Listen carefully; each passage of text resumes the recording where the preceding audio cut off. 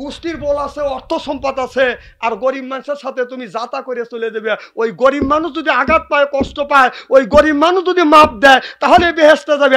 আর যদি মাপ না করে দেয় জীবনে যেতে পারবেন না। আপা আংতা আল্লাহ বলতেছে আপনি কি পারবেন? কাকে বলতেছে? নবীকে বলতেছে, তোমাক আমাক না। আপা আংতা আপনি কি পারবেন? তুংফিজুর মান ফিন্নার, জাহান্নামের হাত থেকে ওই লোকটাকে বাঁচাইতে।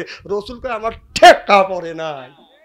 হাজী সাহেব যদি আমাকে মাপ দেয় তাহলে আপনি মাপ পাবেন। হাজী সাহেব মাপ যদি করিয়া না দেয় জীবনে আপনি কোনোদিন মাপ পাবেন না। দুনিয়া কোন মানুষের নামে যদি কেস হয়, কেস চালানোর যদি লোক না থাকে, পুলিশ বাদী কেস হয়। কথা কন না কে? পুলিশ বাদী কেস হয় কিনা?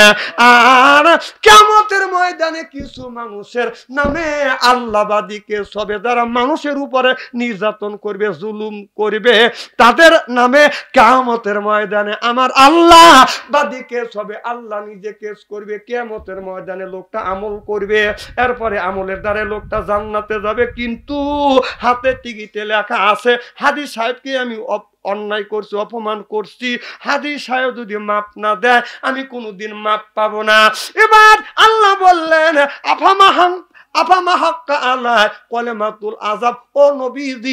আপনি কি পারবেন এই মানুষটাকে জাহান্নামের হাত থেকে বাঁচাইতে? আফা আংতা আপনি কি পারবেন তুংফিজুর মান ফিন্নার, জাহান্নামের হাত থেকে ওই লোকটাকে বাঁচাইতে?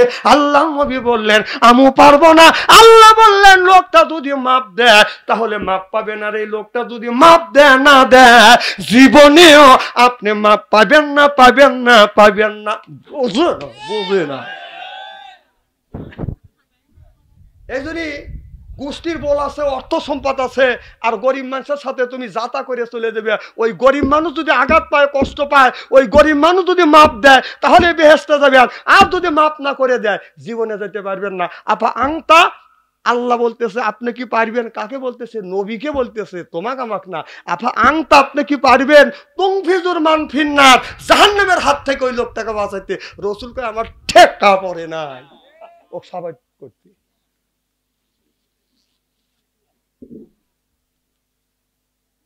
মাস্টার সাহেবের কথা তো আমি ওভারটেক করে ফেলছি, আর টান দিবে পারবো না। আর এক টান দেন। একে আমি সিগারেট খাইতেছি নাকি? দেখছেন সিগারেট আমার ওখানে একজন সিগারেট খাইতেছে, কাজে বাইলে কন্যা তুমি আর একটা টান দেও। আল্লাহ আমিন। রব্বানা আগে কি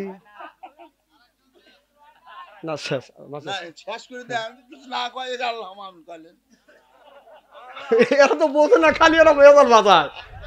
শোনেন, আমরা যা বলি আপনারা যা শ্রবণ করেন, বক্তা শ্রোতা উভয়কে যেন আমল করা তৌফিক দেয়। এখন মাস্টার সাহেব অল্প সময় দুইটা কথা তাবারক আছে, তাবারক নিয়ে আসেন, এর মধ্যে মাস্টার সাহেবের কথা শেষ, তাড়াতাড়ি শেষ করে দেন। না টান দেওয়া যাবে না, 2.5 ঘন্টা ছাড়িয়ে গেছে।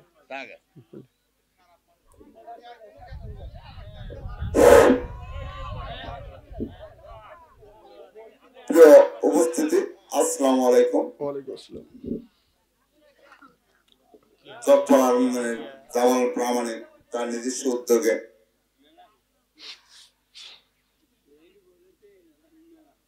একজন ইসলামী চিন্তাবিদ, যুগোপযোগী বক্তা,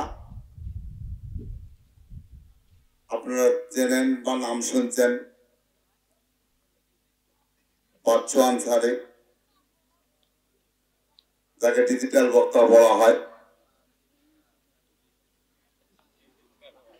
হ্যাঁ, যুগোপযোগী, যুগোপযোগী।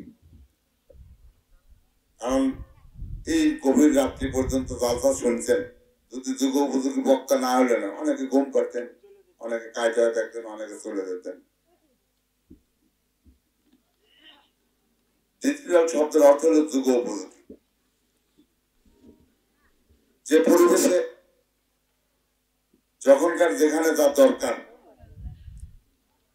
মৌলানা সাহেব সেই ওয়াজি প্রয়োগ করেন, সেটাই হল ডিজিটাল বক্তা।